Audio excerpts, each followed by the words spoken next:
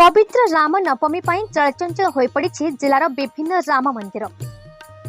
जगतसिंहपुर जिलार विभिन्न स्थान में पवित्र राम नवमी उत्सव पालित होछि। राम नवमी को नहीं जगतसिंहपुर जिलार विभिन्न स्थान में श्रीराम मंदिर चलचंचल हो उठी। सेहिपुरी जिलार चांदपुर महिला स्थित श्रीराम मंदिर में सकाळे प्रभुंकर सकाळ निर्धारित नीति अनुसार प्रभुंकर नीतिकांति अनुसार पूजा अर्चना कर सकाळे श्रद्धालु माने आसी प्रभु को दर्शन करुथिबा देखा जायछि। श्रीराम नवमी हिंदू मानकर एक पवित्र पर्व। मर्यादा पुरुष रामचंद्र त्रेतया जुगरे चैत्र मास शुक्ल पक्ष नवमी तिथि जन्म ग्रहण करथिले।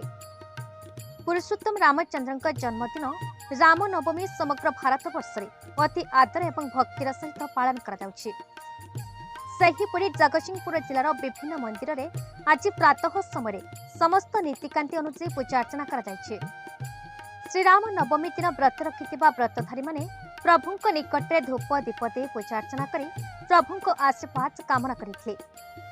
चलित वर्ष जिलार विभिन्न मंदिर में श्रीराम नवमी पूजा महा आडंबर सहित पालन करा जाउछि। सकाळे सकाळे मंदिर मानकरे श्रद्धालु मानकर गहली देखा जिबा सहित भक्त माने प्रभु रामचंद्र को दर्शन करुछन्ति। मंदिर परिसर में हनुमान चालीसा श्रीराम सहस्र नाम संकीर्तन रे प्रकंपित होछि मंदिर परिवेश।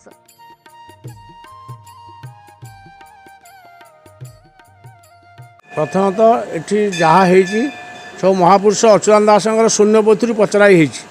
आमर सदाशिव प्रभुଙ୍କର तत्वावधान रे आ पंडित रामेश्वर जो अमरेश्वर मिश्र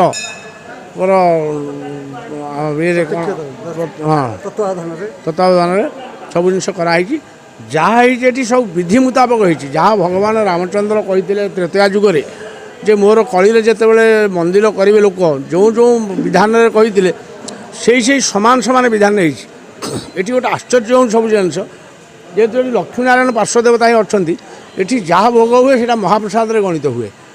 आठी हजार हजार लोक आसती बहुत स्नेह बहुत आशीर्वाद लोकंर रही आम मान प्रति आ ठाकुर को आसी दर्शन करती जहाँ आशीर्वाद लोड़ती प्रभुंर काम विधि विधान जहाँ हवा कथा ता ही हुए। राम राजमणि सदा विजयते राम रमेश भजे रामेण भियता निशाचर चमु रामाय तस्मै नमः। जय रघुनाथ देव। ये जगतसिंहपुर प्रतिष्ठित चांदपुर रे अवस्थित रघुनाथ मंदिर जेटी पूर्वर पूजा पाई आसुले बहु काल चंद्रशेखर देव जोटी शिव रुहंती।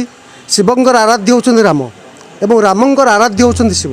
सबले राम शिव को जप करते नमः शिवाय जप करती एवं सबले शिव भगवान नमः शिवाय सब रामाय नम जप करती।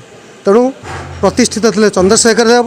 चंद्रशेखर निकट में आमर अच्युतानंद महापुरुषों निर्देश क्रमे शून्यपथुर निर्देश क्रमे प्रतिष्ठित राम मंदिर रे राम लक्ष्मण माँ सीता हनुमान पार्श्वदेव देवता परिषद वर्ग पंचदेवता ऋषि जो मैंने आमर विभाण्डका ऋषि समस्त विश्वामित्र ठू आरंभ करी विभाण्डका पर्यंत जो मान की नहीं रामायण रे वर्णित होइछि जे कि दशरथंकर जतबले होता आपण मरुड़ी होता दुर्भिक्ष होता जो विभाण्डका से वर्षा करते से विभाण्डक महर्षि सेपटे पूजित होती। तेणु ये हूँ एक प्रतिष्ठित मंदिर।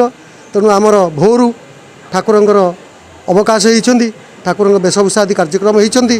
वर्तमान ठाकुरंकर प्रथम धूप उठी यापर गणपति आदि पंचदेवता पूजा कराजिवे सूर्यनारायण आराधना करा कहीं ना सूर्य होउछन्ति रामवंशर अधिकारी।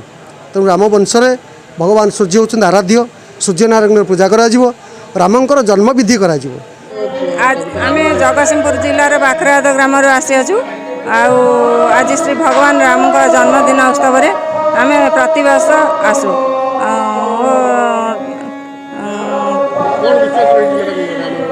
रामनवमी श्री भगवान राम का जन्मदिन उपवास आम करूँ।